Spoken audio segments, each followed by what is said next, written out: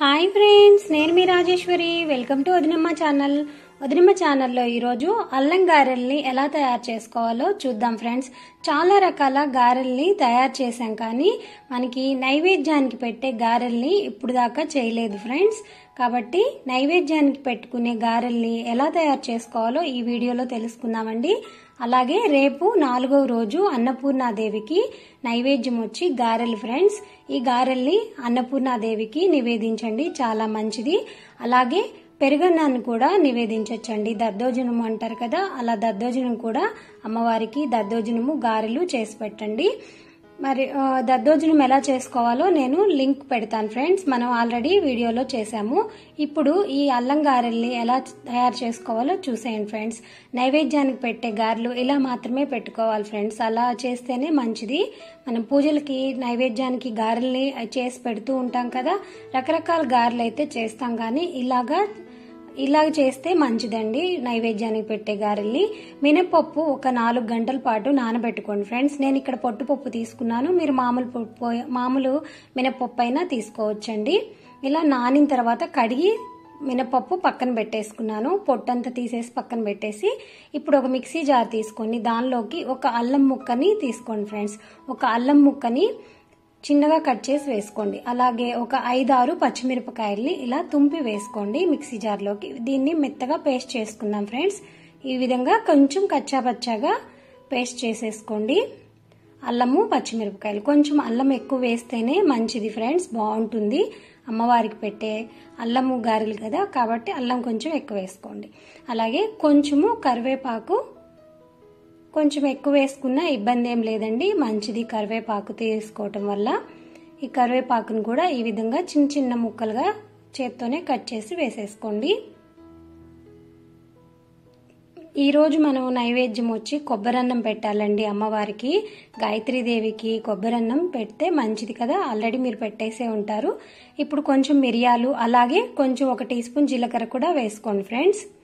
నైవేద్యానికి పెట్టే ప్రసాదంలోకి మిరియాలు వేయటం చాలా మంచిది. మిరియాలు కొన్ని వేసుకోండి, ఆల్రెడీ పచ్చిమిరపకాయలు వేసాం కదా ఫ్రెండ్స్. మీకు ఒక టిప్ కూడా చెప్తాను ఫ్రెండ్స్. ఇప్పుడు ఈ మిక్సీ జార్లోకి ఇలా కొంచెం పప్పుని అలాగే ఉప్పు వేసేసుకొని ఇట్లా కచ్చాబచ్చాగా మిక్సీకి పట్టేసుకోండి ఒకసారి. చూడండి, నీళ్ళు అనేది నేను ఫస్ట్ వేయలేదు.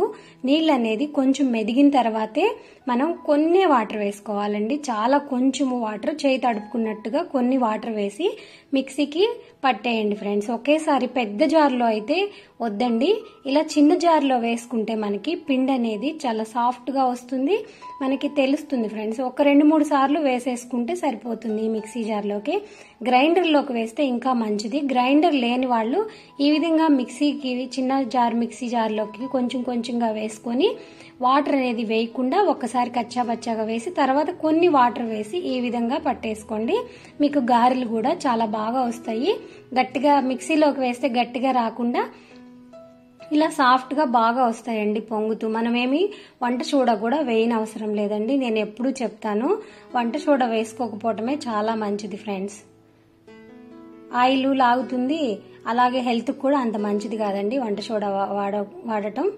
ఇప్పుడు మనం ఈ పిండినంతా చక్కగా మిక్సీకి పెట్టేసేసుకొని మొత్తం మిక్స్ చేసేసుకొని ఈ విధంగా కొంచెం వాటర్ తీసుకొని చేతిని తడుపుకుంటూ మీరు గారెల్ని ఒత్తేసుకోవడమే ఫ్రెండ్స్. ఒకవేళ చేతితో రాని వాళ్ళు అరిటాకు తీసుకుంటే మంచిదండి. అమ్మవారికి పెట్టేది అరిటాకు మీద అరిటాకుని తడుపుకొని చేస్తే మంచిది. చూడండి, గారెలు అనేది ఈ విధంగా రంధ్రం పెడతాం కదా ఫ్రెండ్స్. నైవేద్యానికి పెట్టే గారెలు ఎప్పుడు కూడా రంధ్రం పెట్టకూడదు ఫ్రెండ్స్, అది గుర్తుపెట్టుకోండి. ఈ విధంగా ఇలా మాత్రమే చేసుకుంటే మంచిదండి. ఇలా రౌండ్గా చేసేసుకొని ఇంకా మనము వేడి నూనెలో వేసుకోవడమే. ముందుగా బాండి పెట్టుకొని ఆయిల్ హీట్ అయిన తర్వాత ఈ గారెల్ని ఒక్కొక్కటిగా వేసేసుకోండి. రంధ్రం పెట్టకుండా ఉంటే అది నైవేద్యానికి పనికొస్తుందండి, గుర్తుపెట్టుకోండి. గారెలు అనేది ఇలాగా చేస్తే మనం ప్రతి ఏదో ఒక పండక్కి చేస్తూనే ఉంటాం కదా గారెలు. స్వామికి నివేదించేవి మాత్రం రంధ్రం లేకుండా ఈ విధంగా చేసుకొని మీరు తినేటప్పుడు కావాలి అంటే మళ్ళీ ఇంకో కొన్ని రంధ్రం పెట్టుకొని చేసుకోండి.